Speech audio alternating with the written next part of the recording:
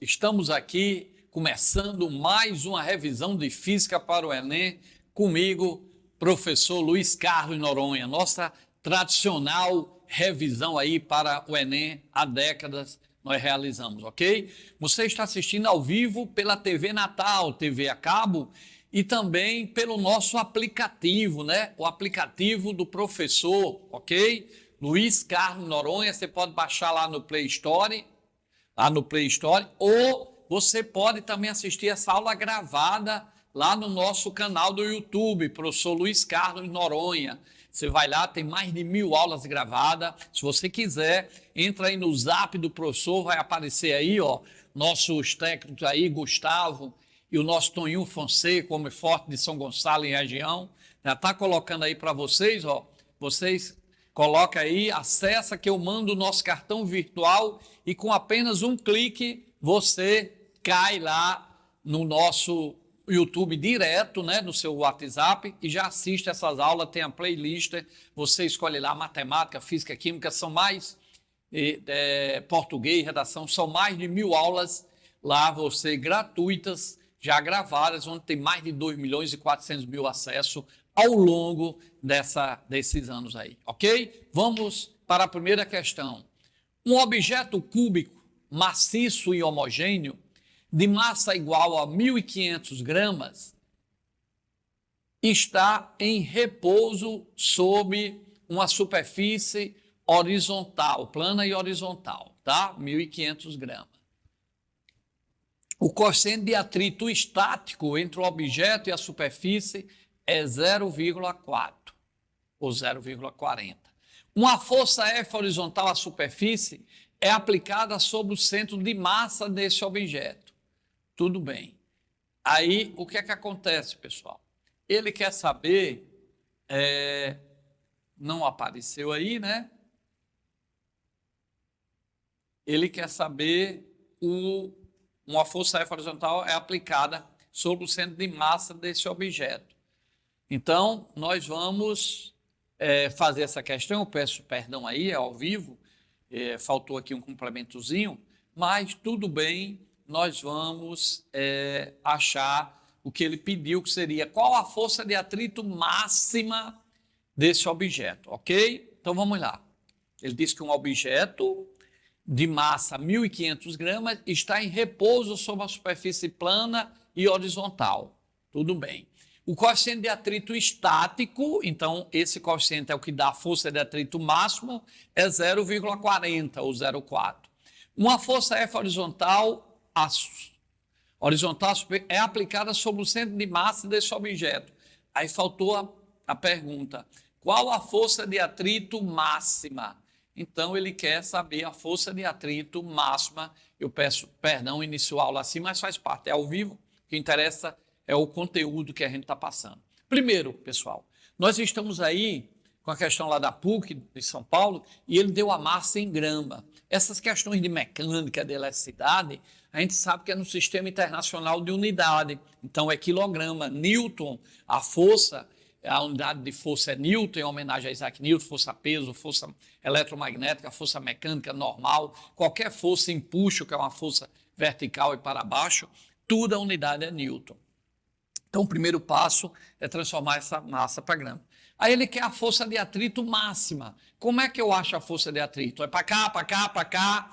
A força de atrito é o coeficiente, que ele deu aí 0,40, vezes a normal. Como esse objeto está numa mesa horizontal, a normal vai ser igual ao próprio peso, tá? Então, basta eu achar o peso dele e multiplicar pelo coeficiente e eu vou achar a força de atrito máxima. Lembre-se que a força de atrito, ela vai crescendo de zero, o corpo parado lá não tem força de atrito, só tem força de atrito quando eu começo a aplicar uma força nele. Mesmo se ele não entrar em movimento, então vai existindo a força de atrito e ela vai crescendo proporcional à força aplicada, até que entra em movimento e ela cai e fica constante. É a força de atrito cinético dinâmico. Mas como ele pediu aí a força de atrito máxima e deu o coeficiente de atrito estático em repouso, então eu vou usar ele, tá? Então a força de atrito máxima é sempre o coeficiente de atrito estático, 0,40,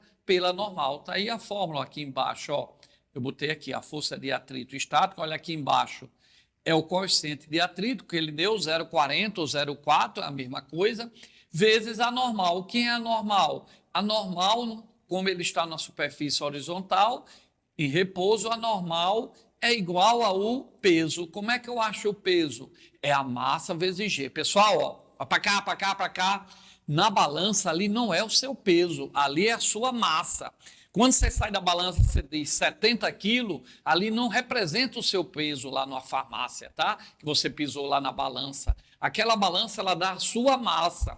Então, quando você sai da balança, você diz, a minha massa é 70 quilogramas, ou então, eu masso 70 quilogramas. O que você não pode dizer é que você pesa 70 quilogramas, porque peso é uma força com que a Terra lhe atrai, por exemplo. Então, nesse caso aqui do planeta Terra. Então, força é Newton. Se você quer saber o seu peso, a força com que a Terra lhe atrai, você vai pegar a sua massa, por exemplo, 70 kg, e vai multiplicar por G, que a gente arredonda para 10, é 9,8.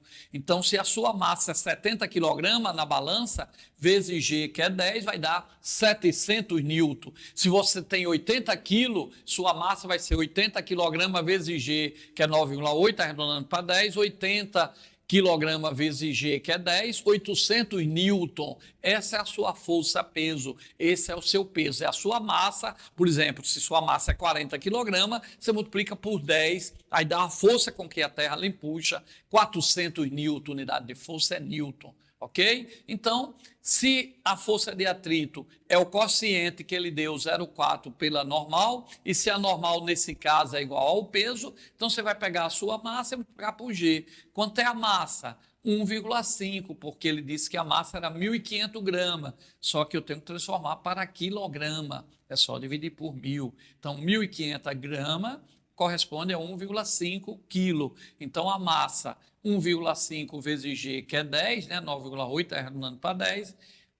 O seu peso, que é igual a normal, nesse caso vai ser 15.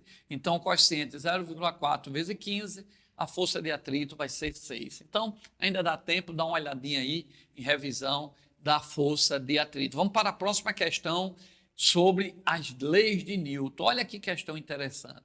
Relacione as 3 leis de Newton com os respectivos enunciados. Então, vamos lá. Relacione as 3 leis de Newton com os respectivos enunciados. Ele quer saber a primeira, a segunda e a terceira. Vamos para o enunciado. Primeiro enunciado. Determina que a força resultante é igual ao produto da massa pela aceleração. Pessoal, esse primeiro enunciado está associado com a segunda lei de Newton. O que é que diz a segunda lei de Newton? Que a força resultante é a massa, olha o meu M aí feio, vezes o A, ok? Então, a segunda força resultante está relacionada com a segunda lei de Newton. O que é que diz a segunda lei de Newton? É para cá, para cá, para cá, para cá. A segunda lei de Newton diz que a aceleração aplicada no móvel é diretamente proporcional à força resultante que nele atua, dividido pela sua massa. Ou seja, a equação lá de Euler, 100 anos depois de Newton, foi que apareceu essa equação. Interessante como esse estudo avançou, né? Então, a força é massa vezes aceleração. Isso aí está relacionado com a segunda lei. Então, esse primeiro texto diz isso. Determina que a força resultante é igual a massa pela aceleração, é a segunda lei. Então, nesse primeiro aqui, eu vou colocar o número 2. Enuncia que a toda ação existe uma reação de mesma intensidade, mesmo valor, mesma direção e sentido oposto. Então, aqui é a terceira lei de Newton, ação e reação. Lembre-se que a força, ação e reação atuam em corpos diferentes, você bate na parede, a ação é na parede, a reação é na sua mão. Então, atuam em corpos distintos, diferentes. Não esqueça, ação e reação nunca se anulam, porque atuam em corpos distintos. É por isso que peso e normal, como a gente viu na questão anterior, não podem formar um par de ação e reação. A força-peso, que é a força que a terra puxa, e a normal, que não deixa, que a mesa não deixa afundar, atuam no mesmo corpo, então não podem formar um par de ação e reação. A reação da força-peso, que é a terra ali puxando, é você puxando a terra, ocorre lá na terra, no centro da terra, em corpo diferente. Você bateu na parede, a ação é na parede, a reação é a sua mão, atua em corpos distintos, por isso que elas não atuam no mesmo corpo e elas não podem se anular. Lembre-se disso para o Enem. E o outro enunciado diz o quê? Indica que um corpo tende a permanecer em seu estado de repouso ou em MRU, a menos que atue alguma força sobre ele. Isso é a lei da inércia, é a primeira lei de Newton. Lembre-se, o cinto de segurança é a aplicação da primeira lei de Newton. O carro vinha em movimento, quando freia, a sua tendência é continuar em movimento. Então, o cinto de segurança age como Deus em você, dá aquele abraço e não deixa você ser lançado para fora do carro, que as consequências seriam enormes, ok? Então, o cinto de aplicação é o resultado da primeira lei de Newton. Você via em movimento, a tendência é continuar em movimento, ok? Você não continua porque o cinto faz aplicar uma força ali, quando você bate nele, aplica a força e não deixa você ir. Isso é a lei da inércia. Então, a resposta seria 2, 3 e 1. Está aí, ó, a lei da inércia. Indica que o corpo tende a permanecer em seu estado de repouso. Se você estiver parado, a tendência é permanecer parado, a não ser que alguma força empurre você. E se você está em movimento, a tendência é continuar em movimento retilíneo com velocidade constante, a não ser que o atrito lhe pare. Ok? A segunda lei é força resultante é massa vezes aceleração. Força resultante é massa vezes aceleração. Se perguntarem qual é a lei fundamental da dinâmica, é a segunda lei de Newton, e ação e reação, eu expliquei a vocês. A toda ação existe uma reação de mesmo valor, mesma intensidade, mesma direção e sentido oposto. Se a ação é a terra ali puxando para baixo, a reação é você puxando a terra para cima, ocorre lá no centro da terra, em corpos diferentes. Não esqueçam isso. Mais uma questãozinha aí, ó, relacionada a isso. Tomar só uma aguinha aqui para a gente continuar. Um ônibus com passageiros viaja em trajetória retilínea, ao se deparar com uma vaca que cruza repentinamente a estrada. O motorista freia bruscamente e as pessoas são lançadas para frente. Lógico, vinha em movimento, freou, as pessoas querem continuar em movimento, a lei da inércia. O que acontece é que as pessoas continuam em movimento em relação ao ônibus agora parado. Esse fenômeno acontece porque, aí vem, elas têm uma força resultante não nula que impulsiona para frente, não tem nada a ver, pessoal. Se elas vinham em movimento, ela continua em movimento. Para cá, foi questão do Enem.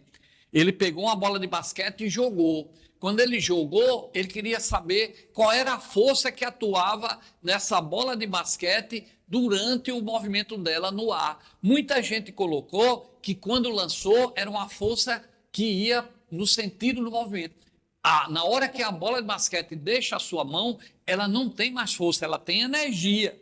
Mas ela não tem mais força que você colocou. A única força que vai atuar quando você lança a bola de basquete é a força-peso, que é sempre vertical e para baixo, e vai atuar nessa bola vertical e para baixo e vai fazer com que ela retorne ao solo. Então, quando você lança uma bola de basquete, qual é a única força que atua? É vertical e para baixo. Era a resposta certa. Muita gente botou uma força naquele sentido. Ali você tem uma velocidade naquele sentido, mas uma força não. A força é sempre vertical e para baixo. Ok? Quando você lança o objeto para cima, que ele para lá em cima, lá continua tendo a força vertical e para baixo, continua tendo aceleração vertical e para baixo. A aceleração não é nula quando atinge a altura máxima, tá certo? Agora, a velocidade é, ok? Beleza? Então, quando eu lanço um objeto, a única força é vertical e para baixo.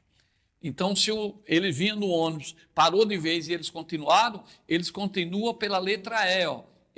As pessoas que estavam no ônibus continuam em movimento porque elas têm uma tendência natural de resistir à mudança do seu estado de movimento devido à inércia. Então, ela estava na inércia dela, que era movimento. Quando o ônibus freou, elas estavam sem cinto, continuou o movimento delas para frente devido à inércia, tá? Ok? E se o corpo está parado, a tendência dele é continuar parado também devido à inércia, a primeira lei de Newton, ok? Então, se o ônibus vinha em movimento e parou, e o pessoal dentro do ônibus ele diz aí continuou em movimento, ele continuou devido à inércia. A tendência das pessoas é continuar em movimento. Você vem no cavalo, o cavalo para de vez, a tendência é você continuar em movimento devido à inércia, a primeira lei de Newton. Vamos para mais uma questão, ok?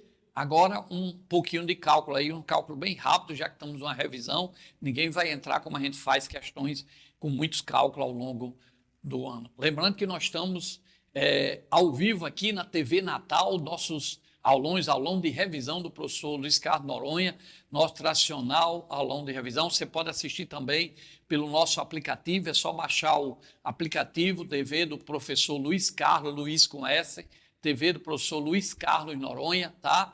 Vai lá no aplicativo do Play Store, baixa, você pode acompanhar também. Ou se você quer pegar essa aula gravada ou aulas anteriores, vai lá no meu YouTube, professor Luiz Carlos Noronha, no YouTube, né? Você pode pedir pelo meu zap, vai aparecer aí na aula gravada aí, ó, 99820967, né? 99820967, é o zap do professor.